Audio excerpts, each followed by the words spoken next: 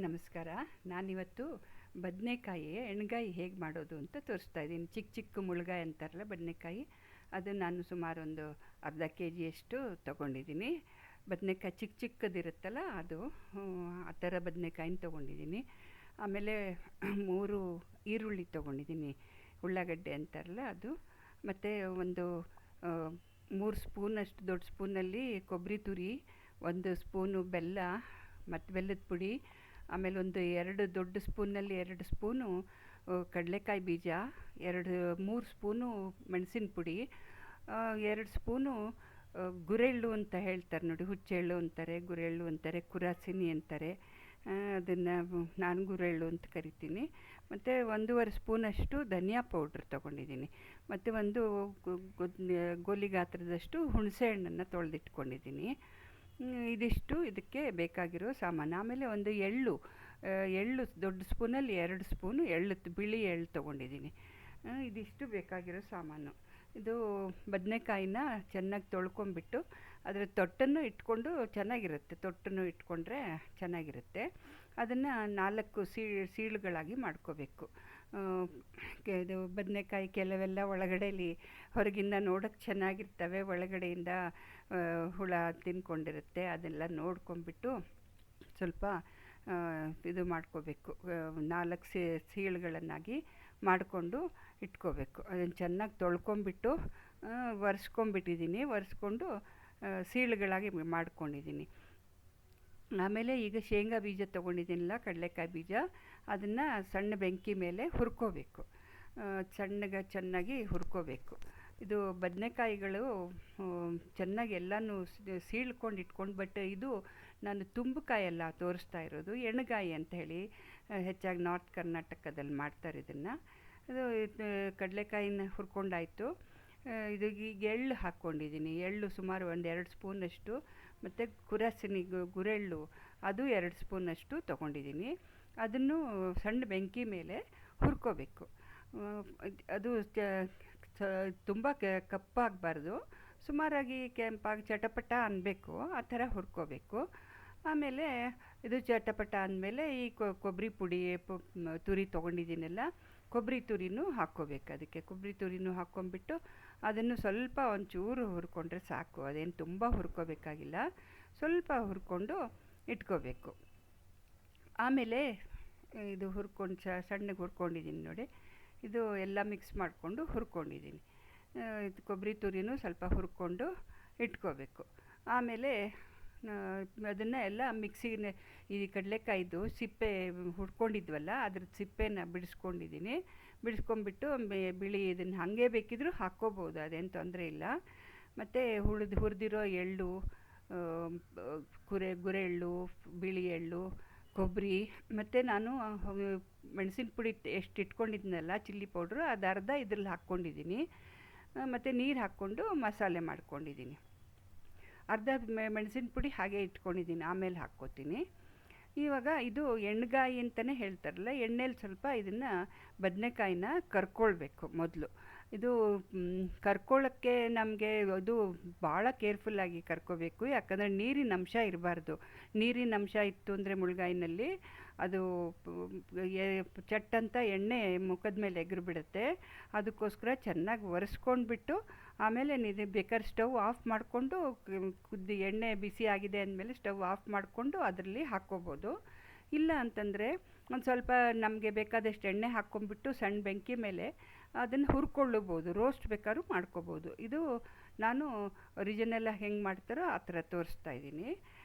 ಇದನ್ನು ಫ್ರೈ ಮಾಡ್ಕೊಂಡಿದ್ದೀನಿ, ಮುಳ್ಗಾಯಿನ ಫ್ರೈ ಮಾಡ್ಕೊಂಡು, ಅಷ್ಟು ಮುಳ್ಗಾಯಿನ ಫ್ರೈ ಮಾಡ್ಕೊಂಡು ಇಟ್ಕೊಂಡಿದ್ದೀನಿ.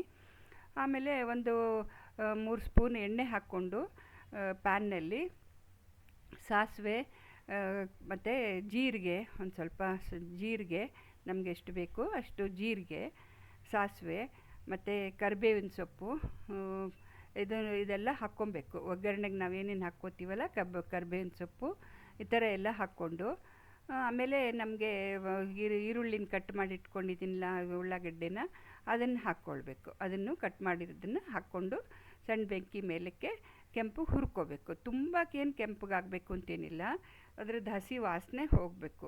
ಆ ಥರ ಹುರ್ಕೋಬೇಕು. ಅದನ್ನು ಸಣ್ಣ ಬೆಂಕಿನಲ್ಲಿ ಹುರ್ಕೋತಾ ಇದ್ದೀನಿ. ಇದು ಒಂಥರ ರೊಟ್ಟಿ ಚಪಾತಿಗೆ ಎಲ್ಲ ಯೂಸ್ ಮಾಡುವಂಥ ಒಂದು ಸೈಡ್ ಡಿಶ್ ಇದು.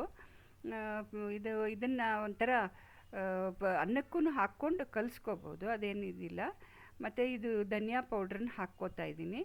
ಮತ್ತು ನಾನು ಒಂದು ಸ್ವಲ್ಪ ಜಿಂಜರ್ ಗಾರ್ಲಿಕ್ ಪೇಸ್ಟ್ ಇಟ್ಕೊಂಡಿರೋದನ್ನು ಹಾಕ್ಕೋತಾ ಇದ್ದೀನಿ. ಒಂದು 1/4 ಸ್ಪೂನಷ್ಟು ಹಾಕ್ಕೊಂಡಿದ್ದೀನಿ. ನಿಮ್ಗೆ ಜಾಸ್ತಿ ಬೇಕಂದರೆ ಜಾಸ್ತಿ ಹಾಕ್ಕೋಬೋದು. ಮತ್ತು ಹುಣಸೆ ಹಣ್ಣು ನೀರು ಮಾಡಿಟ್ಕೊಂಡಿದ್ದೆ, ಅದನ್ನು ಹಾಕ್ಕೋತಾ ಇದ್ದೀನಿ. ನೀರು ಮಾಡಿಟ್ಕೊಂಡಿರೋದನ್ನು ಹಾಕಿಬಿಟ್ಟು ಎಲ್ಲ ಮಿಕ್ಸ್ ಮಾಡ್ಕೋಬೇಕು. ಸ್ವಲ್ಪ ಇವಾಗ ಉಪ್ಪನ್ನು ಹಾಕ್ಕೋಬೇಕು. ಉಪ್ಪನ್ನು, ಮೆಣಸಿನ ಪುಡಿ, ನಾನು ಉಳಿದಿದ್ದ ಮೆಣಸಿನ ಪುಡಿ ಇಟ್ಟಿದ್ನಲ್ಲ, ಆ ಮೆಣಸಿನ ಪುಡಿನೂ ಹಾಕ್ಕೋತಾ ಇದ್ದೀನಿ. ಮತ್ತು ಉಪ್ಪನ್ನು ಹಾಕ್ಕೊಂಬಿಟ್ಟು ಎಲ್ಲನೂ ಮಿಕ್ಸ್ ಮಾಡ್ಕೋಬೇಕು.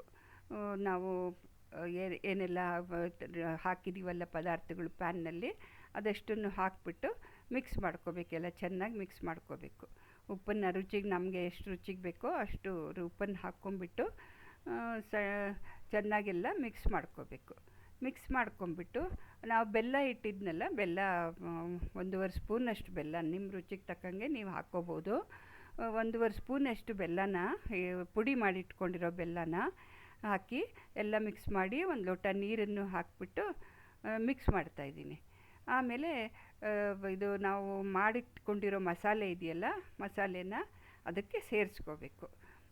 ನಮಗೆ ಇನ್ನೂ ಮೆಣಸಿನ ಪುಡಿ ಸ್ವಲ್ಪ ಕಮ್ಮಿ ಆಗಿದೆ, ಮೆಣಸು ಖಾರ ಕಮ್ಮಿ ಇದೆ ಅಂತಂದರೆ ಬೇಕಾದರೆ ಇನ್ನೊಂದು ಸ್ವಲ್ಪ ಮೆಣಸಿನ ಪುಡಿನ ಸೇರಿಸ್ಕೋಬೇಕು. ಇವಾಗ ಉಪ್ಪು ಖಾರ ಎಲ್ಲ ನೋಡ್ಕೋಬೇಕು. ನೋಡಿಕೊಂಡು ಯಾವ ಖಾರ ಬೇಕಂದರೆ ಇನ್ನೊಂದು ಸ್ವಲ್ಪ ಮೆಣಸಿನ ಪುಡಿನ ಸೇರಿಸ್ಕೋಬೋದು, ಉಪ್ಪು ಬೇಕಂದರೆ ಉಪ್ಪು ಸೇರಿಸ್ಕೋಬೋದು. ಆಮೇಲೆ ಕೊತ್ತಂಬರಿ ಸೊಪ್ಪನ್ನು ಹಾಕ್ಕೊಂಡು ಎಲ್ಲ ಮಿಕ್ಸ್ ಮಾಡ್ಕೊತಾ ಇದ್ದೀನಿ. ಮಿಕ್ಸ್ ಮಾಡ್ಕೊಂಡ್ಬಿಟ್ಟು ಇವಾಗ ಕರೆದಿಟ್ಕೊಂಡಿರೋದು ಬದನೆಕಾಯಿ ಇದೆಯಲ್ಲ, ಅದು ಹುರಿದೋ ಇಟ್ಕೊಂಡಿರ್ತೀವಲ್ಲ ಬದನೆಕಾಯಿ, ಅದನ್ನು ಹಾಕಬೇಕು ಅದಕ್ಕೆ.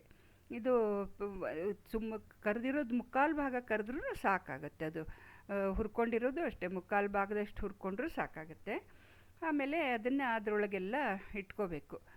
ಬದನೆಕಾಯಿನೆಲ್ಲ ಇಟ್ಕೊಂಡ್ಬಿಟ್ಟು ಅದನ್ನು ಸಣ್ಣ ಬೆಂಕಿ ಮೇಲಕ್ಕೆ ಮುಚ್ಚಳ ಮುಚ್ಚಿಬಿಟ್ಟು ಅದನ್ನು ಬೇಯಿಸ್ಕೋಬೇಕು. ಆವಾಗ ನೋಡಿ ಎಷ್ಟು ಚೆನ್ನಾಗಿ ಎಲ್ಲ ಮಿಕ್ಸ್ ಆಗಿಬಿಟ್ಟಿರುತ್ತೆ. ಎಲ್ಲ ಮಿಕ್ಸ್ ಇನ್ನೊಂದು 2-3 ಸರ್ತಿ ಕೈ ಆಡಿಸ್ಕೋಬೇಕು ಅದರಲ್ಲಿ. ಇದು ತಳ ಹತ್ಕೋಬಾರ್ದು. ಹಾಗಾಗಿ ನಾನು ಒಂದು ಸಲ ತೆಗೆದು ಕೈ ಆಡಿಸಿರೋದು ತೋರಿಸಿದ್ದೀನಿ. ಆದರೆ 2-3 ಸರ್ತಿ ತೆಗೆದುಬಿಟ್ಟು ಕೈ ಆಡಿಸ್ಕೋತಾ ಇರಬೇಕು. ಯಾಕಂದರೆ ಶೇಂಗಾ ಬೀಜ ಎಲ್ಲ ಹಾಕಿರ್ತೀವಲ್ಲ, ಸಡನ್ನಾಗಿ ತಳ ಹಿಡಿದ್ಕೊಂಡ್ಬಿಡುತ್ತೆ. ಅದಕ್ಕಾಗಿ ಅದನ್ನು ಆಗಾಗ ತೆಗೆದುಬಿಟ್ಟು ಕೈ ಆಡಿಸ್ತಾ ಇರಬೇಕು.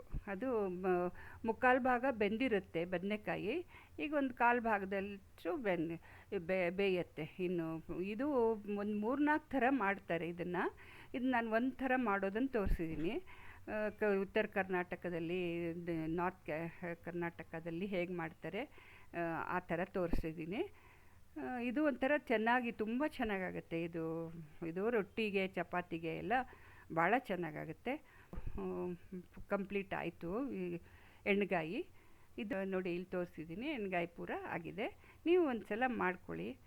ಥ್ಯಾಂಕ್ ಯು, ಧನ್ಯವಾದ.